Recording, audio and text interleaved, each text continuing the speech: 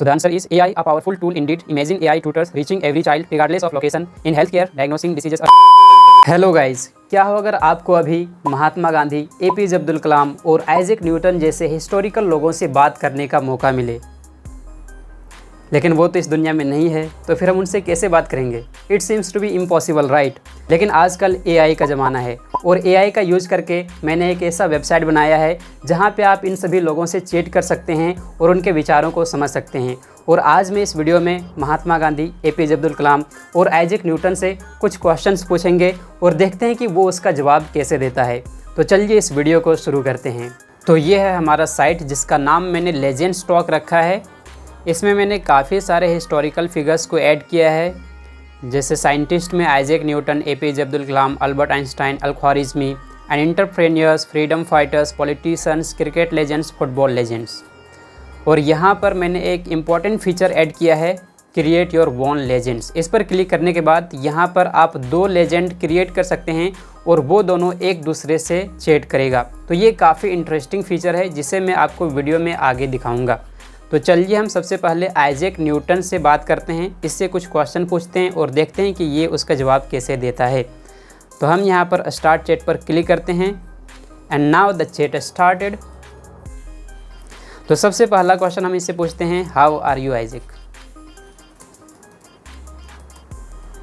टॉलरेबली well is her, thank you, and yourself, gravity hasn't been too unkind today at least. ये है इसका जवाब। And my next question is, how did you discover gravity? जवाब है, a simple enough question with a rather long answer.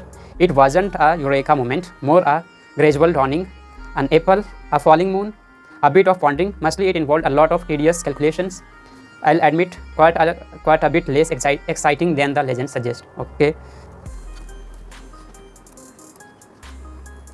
And next question is, how the apple helped you to discover gravity? The apple, it wasn't the discovery. You see, more like a prompting. I was thinking about celestial motion and thought an apple reminded me earthy and heavenly thing might follow similar rules. A rather inconveniently timed apple, if I'm honest. Okay, now I'll ask to him, why didn't you eat that apple? Oh, that apple, it looked rather thought-provoking. Besides, I was busy with more pressing matters like gravity. Had to see if it worked on everything. Okay, so इस तरह से Isaac Newton questions का answer दे रहा है। तो चलिए अब हम एपीजे अब्दुल कलाम से एक क्वेश्चन पूछते हैं और देखते हैं कि ये उसका आंसर कैसे देता है। So my question from APJ Abdul Kalam is, how do you think artificial intelligence can be used to solve some of India's biggest challenges like education, healthcare or poverty? So the answer is AI, a powerful tool indeed. Imagine AI tutors reaching every child regardless of location in healthcare, diagnosing diseases early, even in remote villages, a revolution. And for poverty, AI can optimize resource allocations, predict crop yields. It's not magic, but it's close. We must use it wisely, though not let it become a new kind of poverty, a digital divide. Okay, so अब हम एक question पूछते हैं महात्मा गांधी से और देखते हैं कि वो इसका जवाब कैसे देता है। What does true freedom mean to you and how can we achieve it in today's world? The answer is, true freedom is self-rule, not just from a king, but from fear, from anger, from the things that bind our spirit. We achieve it through satyagraha, love, non-violence, resistance, and a little bit of stubbornness. Wouldn't you say? It's a long journey, but even a small step forward is a victory. And perhaps a good cup of chai helps along the way.